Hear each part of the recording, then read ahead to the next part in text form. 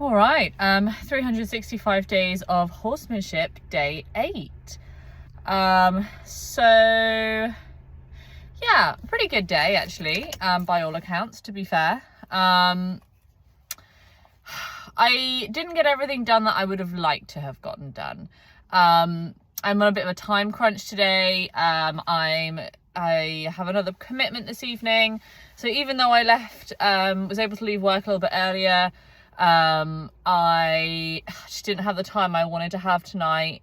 But I came up and I wanted to bring Lawrence up and just kind of give him some love and put him in a stable and just give him a little groom, because it's quite cold, it's quite windy. I thought, well, that'd be nice, bring him up, get him somewhere like a bit of shelter and change his rug, because I don't think that is the right one for him for this weather, and I think it's a bit small for him. So I brought him up. He didn't want to come. And then he thought about it and decided to come because I, kind of just waited, basically. With Lawrence, I don't push him. I just come in with the intention, basically. And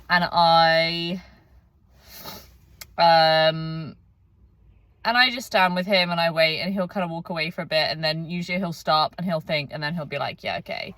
So I did that. And then I brought him up, and it was really interesting and kind of like a little sad moment of reflection as well, because I think Pirelli instructors will say, I think a lot, that their levels horse kind of took all the brunt of them being a student. And I think anybody who's come a long way in any kind of like horsemanship program will relate to that. This idea that, like, especially, you're kind of like your first horse, or the horse you did a lot of growing with.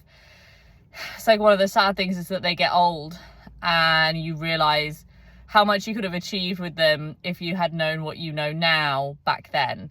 And definitely, I brought him up and just taking it slowly. Like, I'm really pleased to be able to say that I have seen, or I can feel an improvement in my timing and in my feel. And I've achieved that by slowing down.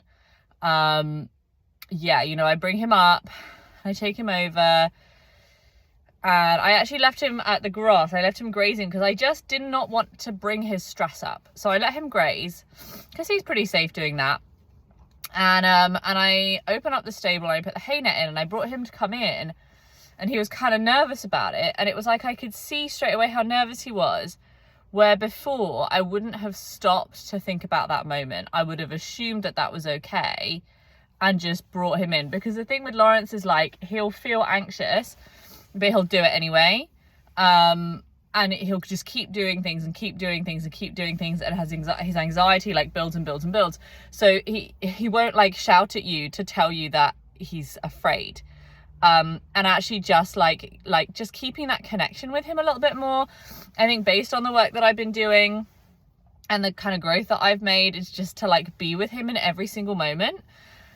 And then, just kind of realizing just how stressed he is about everything, just how anxious he is about everything. So I brought him in. Well, he came in, he came out, we kind of did a bit, and then, we tied him up outside. I moved the hay net to the outside of the stable, took the rug off, decided I didn't want the rug that, I was going to put on because I felt like it was too heavy. And so I went to go get the other one, and just before I left, I went, oh, actually, if I leave him on his own here tied, he's going to get anxious. I'm going to put him back on the grass. And when I come back with the new rug, I'll tie him up again, because I'll be there. And I know that he gets very anxious if I tie him on the yard and then I leave him. And just, it was a good session for me. And I think that it was a positive session for him. I think that it was good for him to come up and to feel heard, and to have his needs met, and to have his anxieties acknowledged, I think is good. I'm sad that it feels like really late in his life. Like, I wish I had known this or been this way with him, been able to to see this for him like so much earlier, you know, all these times when I was younger, when he was younger, and we would do things together and he would just get so stressed. And I just think now, you know, gosh, like I kind of wish I had a time machine I could go back. But you know, I mean, hindsight is 2020, right? And that's growth. And you know, we were on that journey together and we learnt a lot, and you know, you can't have everything. Yeah. And that's also nice too, because I think that it was still a really nice session for us both to come and do that.